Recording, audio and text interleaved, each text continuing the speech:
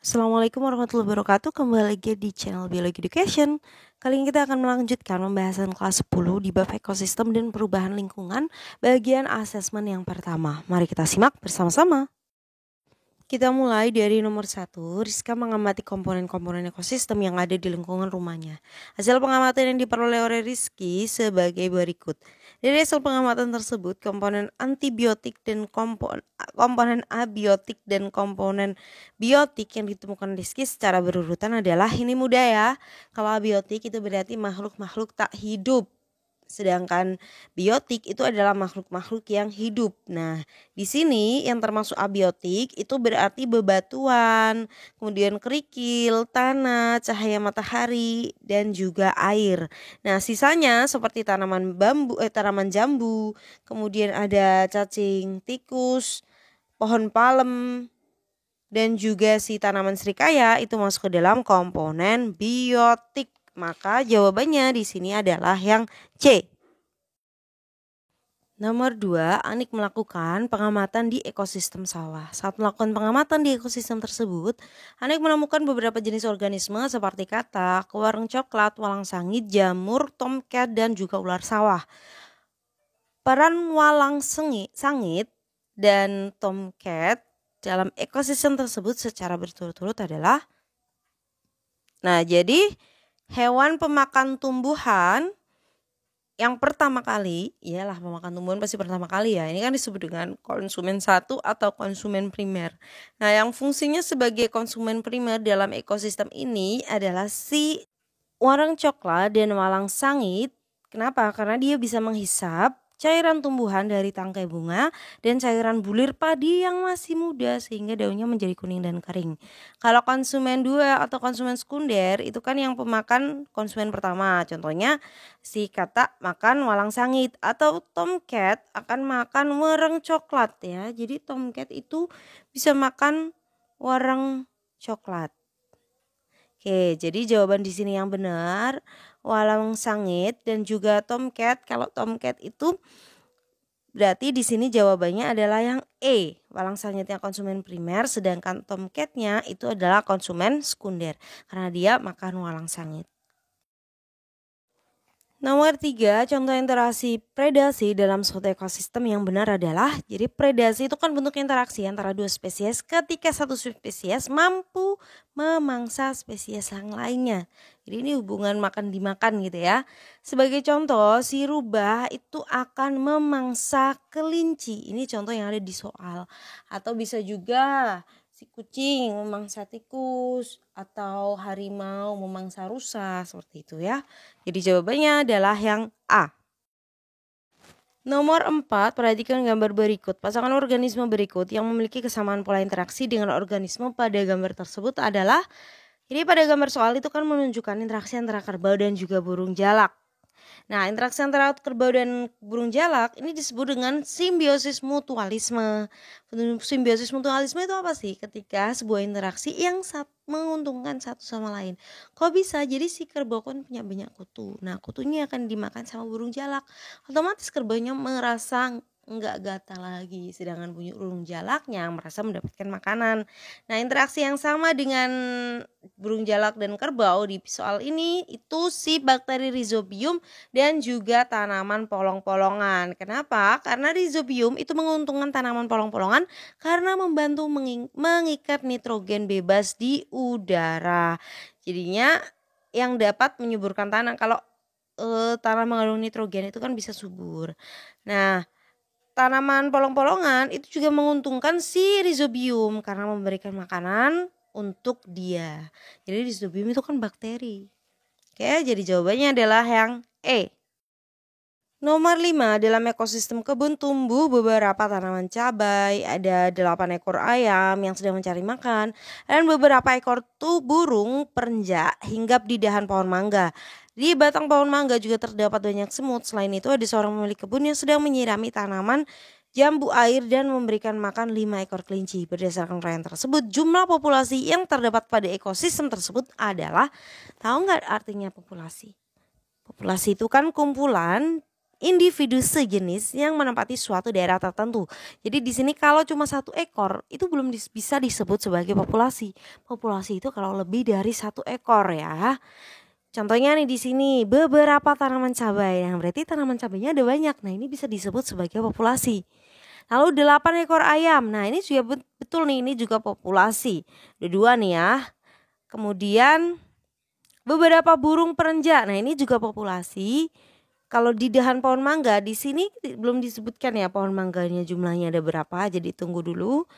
Ada juga pemilik kebun yang sedang menyirami sebatang tanaman jambu air. Jadi bukan ya pemilik kebunnya cuma satu, sebatang tanaman jambu airnya juga satu, berarti ini bukan merupakan populasi. Dia memberikan 5 ekor kelinci. Nah ini bisa juga disebut dengan si populasi. Oh ya, di situ di pohon mangganya ada banyak semut ya tadi. Nah, itu juga populasi. Jadi populasi di sini ada 5. Maka jawabannya adalah yang E. Nomor 6, perhatikan jaring-jaring makanan berikut. Pola interaksi yang mungkin terjadi di dalam jaring-jaring makanan tersebut adalah, jadi pola interaksi yang terjadi dalam jaring-jaring makanan di atas ini bisa jadi yang pertama, kompetisi antara belalang, ulat, dan kelinci. Nah kenapa? Karena belalang, ulat, dan juga kelinci itu merebutkan makanan yang sama, yaitu tumbuhan. Sementara itu bagian laba-laba dan juga burung elang itu nggak ada interaksi apapun ya. Jadi laba-labanya tidak langsung dimakan oleh burung elang, tapi melalui perantara si burung kutilang dulu. Dia dimakan burung kutilang, baru kalau burung kutilang sama elang itu ada interaksi. Interaksinya namanya predasi. Oke, maka jawaban yang paling tepat di sini adalah yang B. Nomor 7, perhatikan beberapa rantai makanan berikut. Rantai makanan detritus ditunjukkan oleh angka. Jadi rantai makanan itu kan ada 2. Ada rantai makanan detritus dan juga ada rantai makanan perumput. Kalau rantai makanan detritus itu rantai makanan yang dimulai dari detritus. Nah, detritus itu apa sih? Detritus itu hancuran jaringan makhluk hidup, hewan ataupun bisa juga tumbuhan. Nah, contohnya kayak gimana? Contohnya detritus itu serpihan kayu, bangkai cicak atau bangkai apapun lah, bangkai hewan lainnya ya. Atau bisa juga potongan daun. Jadi mulainya si rantai makanannya dari sana.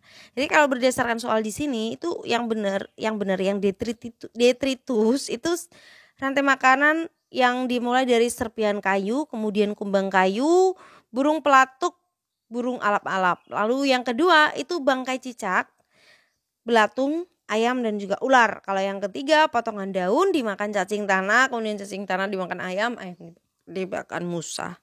Nah itu detritus. Kalau rantai makanan perumput berarti itu dimulai dari tanaman hidup ya, tanaman hidup.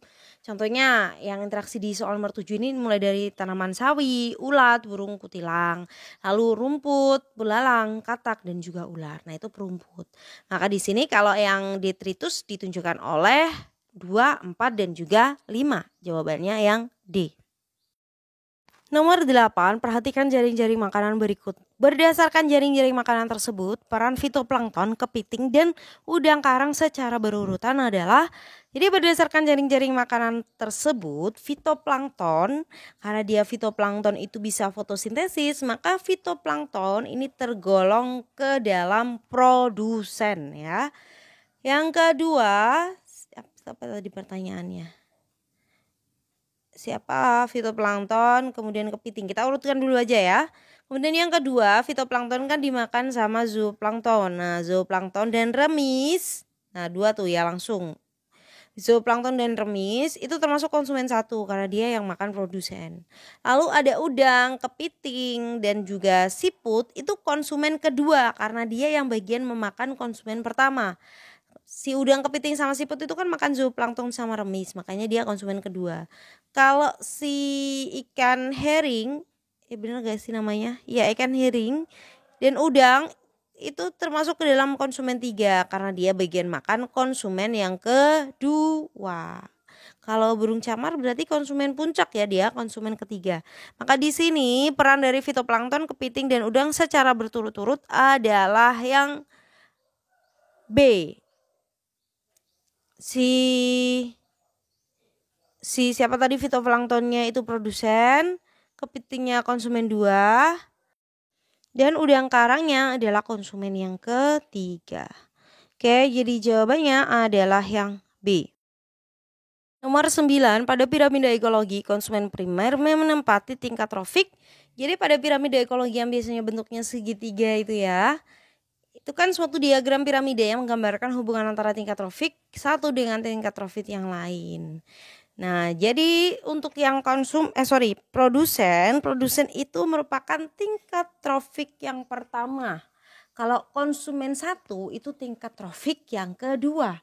Konsumen 2 itu tingkat trofik yang ketiga dan juga seterusnya. Jadi dimulainya trofik itu dari produsen. Maka jawabannya adalah yang B.